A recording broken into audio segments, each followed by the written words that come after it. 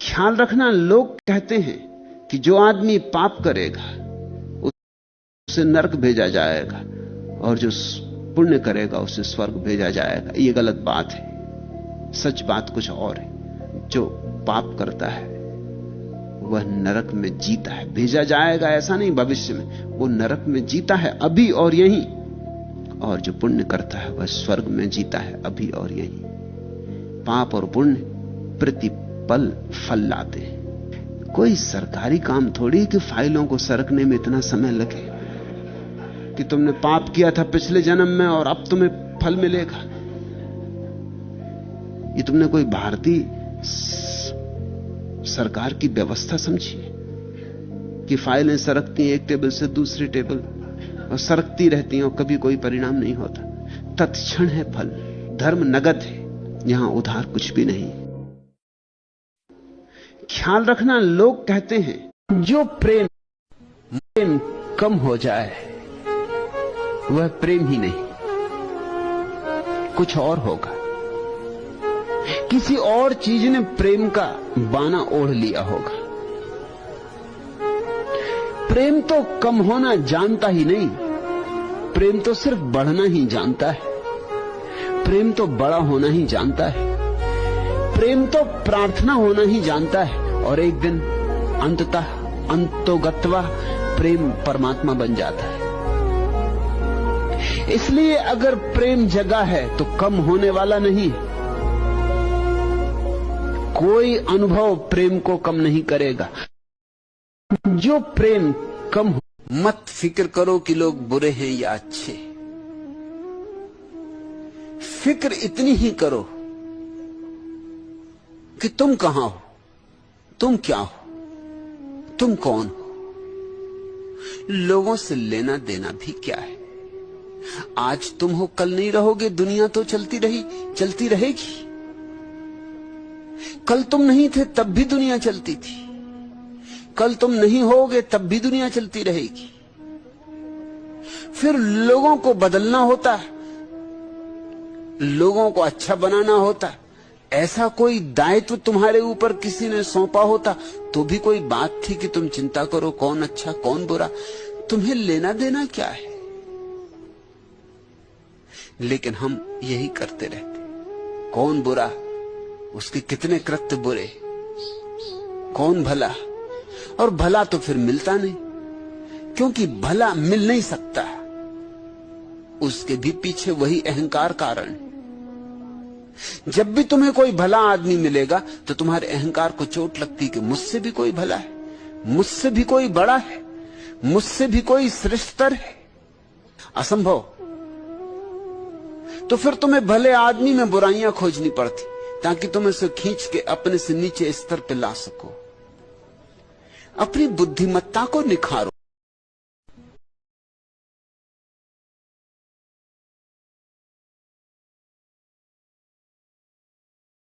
शब्दों, शास्त्रों, सिद्धांतों में नहीं, स्वयं में। अभी तो तुम जिनके पीछे भाग रहे हो ये पंडित है। ज्ञानी वही है जो तुम्हें तुम्हारे ही भीतर पहुंचने का मार्ग बता दे। पंडित तुम्हें ऐसे मार्ग बताते हैं कि चले जाओ काशी, कि चले जाओ काबा, कि गिरनार, कि जेरूसलम, वहां मिल जाएगा। लाख चले जाओ काशी, नहीं मिलेगा। काशी में जो रह रहे हैं उनको नहीं मिला तो तुम्हें क्या मिलेगा। भीतर जाओ। सद्गुरु का अर्थ है जो तुम्हें तुम्हारे भीतर पहुंचा दे।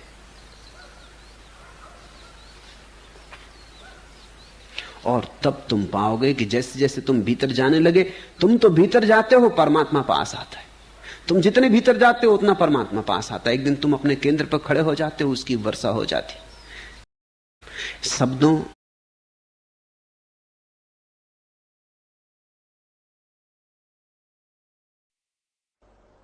अगर किसी को सत्य खोजना है तो वो सत्य खोजने नहीं जाता, तत्काल शास्त्र को खोलता है। उसे पता नहीं कि ये गुलामी है। वो सत्य भी उधार ही चाहता है, कोई उसे दे दे। अगर किसी को सत्य खोजना है तो वो अपने पैरों पर 2 कदम नहीं चलता, वो जल्दी किसी गुरु के चरण पकड़ लेता है और कहता है कि बस आप ही सब कुछ हो, आप ही मुझे दे दो।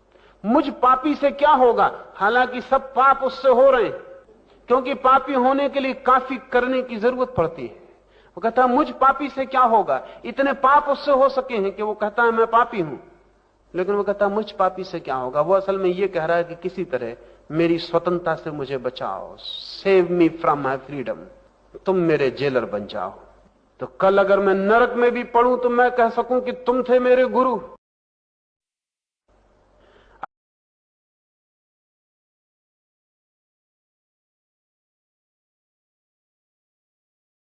क्या अघोरी साधु महिलाओं से संबंध बनाते हैं? अघोरी साधु का मानना है कि संसार के सभी संबंध, चाहे वह जीवन, मृत्यु हो या स्त्री पुरुष, केवल माया हैं। वे इन सब बंधनों से मुक्त होने का अभ्यास करते हैं। कुछ तांत्रिक साधनाओं में यह माना जाता है कि अघोरी साधु स्त्री ऊर्जा का उपयोग साधना के लिए करते हैं, लेकिन यह शारीरिक आकर्षण यह किसी सांसारिक उद्देश्य के लिए नहीं, बल्कि आत्मा की शुद्धि और ऊर्जा के संतुलन के लिए होता है। यह कहना जरूरी है कि अघोरी साधुओं की ये प्रथाएं आम जीवन से बहुत अलग और सीमित हैं। इनमें महिला की सहमति और आध्यात्मिक ऊर्जा का महत्व होता है, न कि सांसारिक इच्छाओं का। क्या अघोरी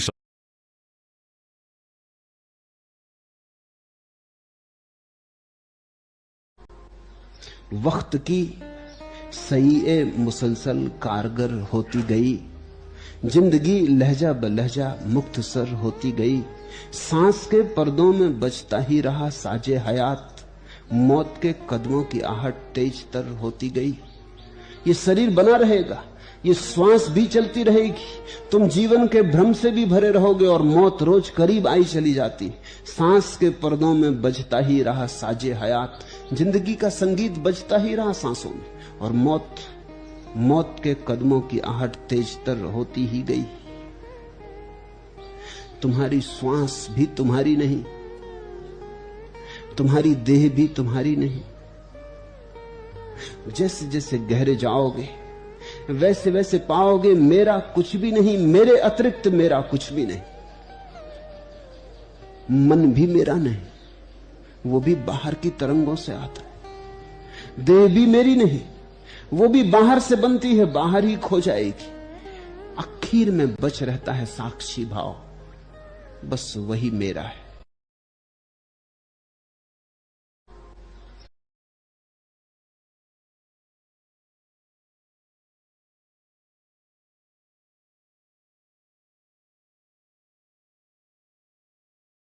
धन ही सब कुछ नहीं है, लेकिन मैं ये भी नहीं कह सकता कि धन कुछ भी नहीं है। धन की उपादेयता है, धन एक साधन है और बहुमूल्य साधन है। अगर हजारों साल तुम्हें यही सिखाया गया कि धन निंदा योग्य है, तो तुम धन पैदा कैसे करोगे? निंदा योग को कौन पैदा करेगा? तो तुम अगर दरिद्र रह गए तो कौन जिम्मेवार है? धन से बहुत कुछ संभव है, सब कुछ संभव है, ये मैं नहीं कह रहा हूं। धन से प्रेम नहीं खरीद सकते, लेकिन रोटी तो खरीद सकते हो। रोटी के बिना प्रेम मुश्किल है। धन से प्रेम नहीं मिलता, परमात्मा नहीं मिलता है, सच। लेकिन धन से ऐसी सुविधा मिलती है जिसमें प्रार्थना की जा सके, ध्यान किया जा सके। धन ऐसा अवसर देता है जिसमें परमात्मा की तलाश की जा सके।